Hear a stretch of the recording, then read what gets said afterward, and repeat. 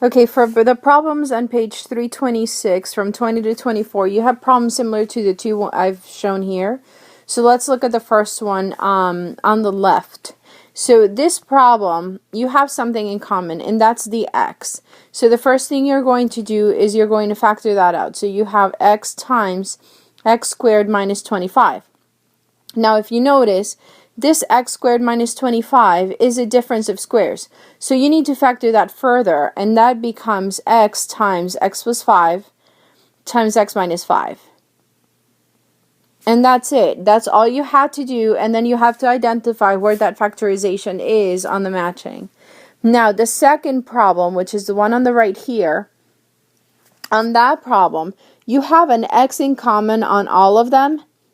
And that's all you can factor, because even though you have a 5 here and here, so you have a 5 here and a 5 here, you don't have that over here on the x cubed. So you cannot factor that 5. So you're going to factor just the x first. So you're going to have x times x squared plus 5x plus 10. And then you would have to figure out if there are two numbers that multiply to 10 that add to 5.